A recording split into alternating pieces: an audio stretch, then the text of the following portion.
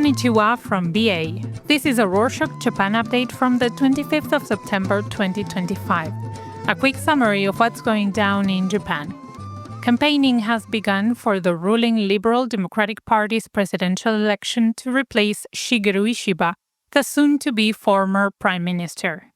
5 lawmakers are running, with newspaper polls indicating that Sanae Takaichi and Shinjiro Koizumi are the most popular. Key issues include inflation, immigration, over-tourism, party reform, and possible opposition alliances, as the ruling party and its partner, Komeito, no longer hold the majority. Takaichi said she would focus on security and issues like over-tourism, while Koizumi talked about economic relief and cooperating with other political parties. Among the other candidates, Takayuki Kobayashi promoted tax cuts for young families and working people.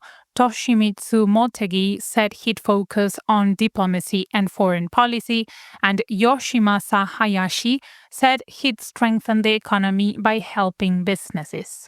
The vote will take place on the 4th of October.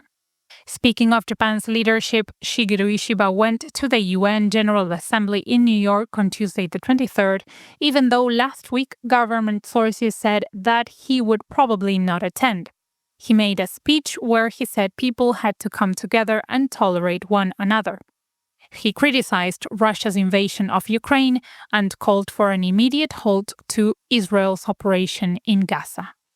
He also warned that Japan may act if the world didn't recognize Palestine alongside Israel, and said that democracy should be free of discrimination.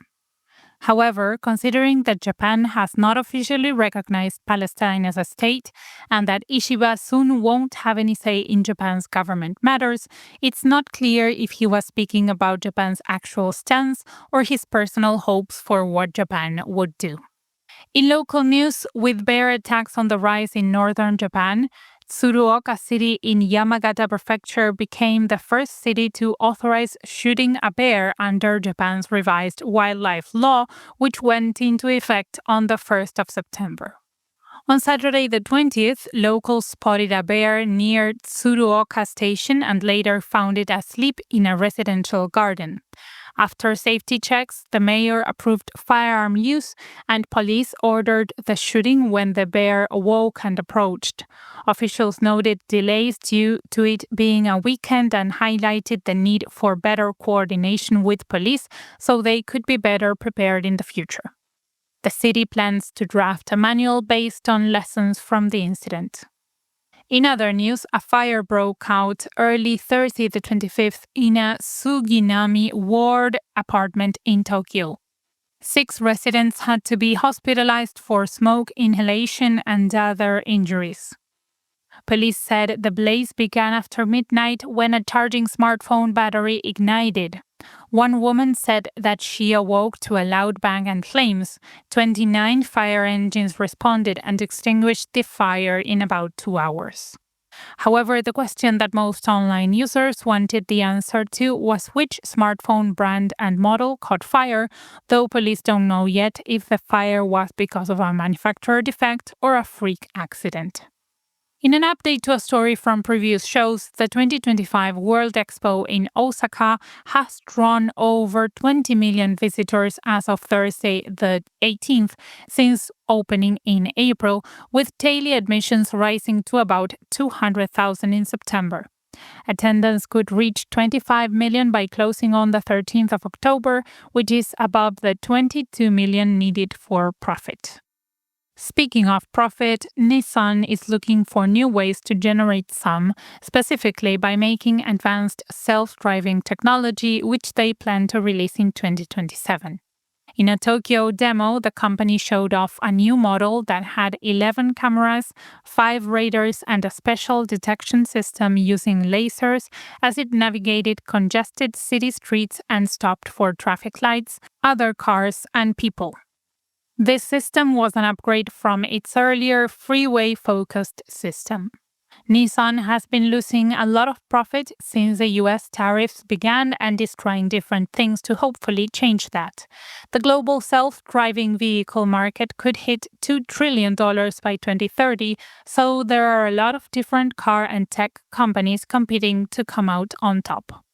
Meanwhile, on Wednesday the 24th, Japan said that schools will be allowed to use digital-only textbooks starting in fiscal 2030, beginning with public elementary schools. Local boards may choose digital, paper, or a mix of both. The Central Council for Education said this move will create even more options for learning and teaching methods, but experts said that this could put an added burden on teachers and may even hurt students' eyesight from having too much screen time. The reaction online was mixed. Many said the move made sense because every part of society uses computers in one way or another. However, it raised questions about how much kids would actually be able to learn if, for example, they hacked school-issued tablets to play games and not just read textbooks.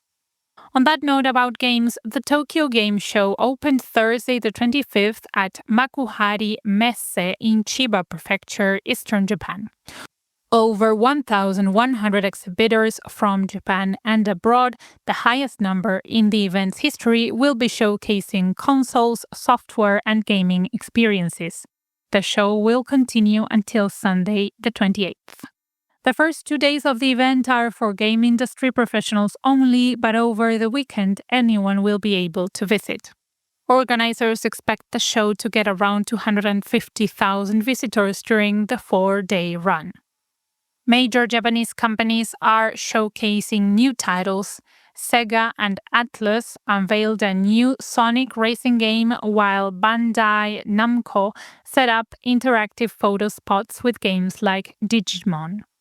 In science, people have recently started talking about Japan's first large-scale floating wind farm with 8 turbines that will begin operating off the Goto Islands in southern Japan from January 2026.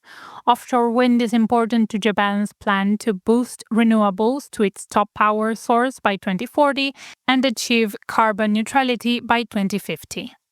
The country has a lot of earthquakes and typhoons, so it's difficult to use a power-generating method that needs to be stuck directly into the seabed.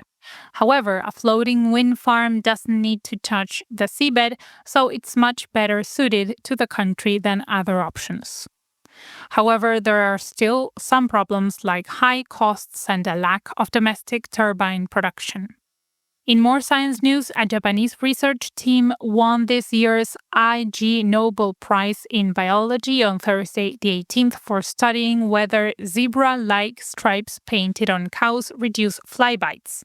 Short answer, yes, it does. The researchers said the painted cows had less than half the number of flies bothering them compared to unpainted cows. Scientists said that the paint doesn't last long, but it could help keep cows from getting too stressed out by bugs, and farmers wouldn't have to use as much bug repellent. This is the 19th year in a row that Japan has won Ig Nobel Prizes. This year, 10 of Japan's projects got awards in various categories, including one studying the type of pizza lizards like. Perfume, a 3-woman technopop band, announced that it will go on hiatus starting in 2026, even though by industry standards they are still at their peak. The band members said that they wanted to put the band in a cold sleep and preserve this moment when they are at their brightest. The band first formed in 1999 and debuted 6 years later in 2005. The members said that they wanted to go in new personal directions, but thanked fans and promised to return better than ever someday in the future. And that's it for this week. Thank you for joining us. Don't forget to hit the subscribe button. No need to worry, it's free. Got any ideas or comments? Send us an email at info@rorschach.com. Mata ne!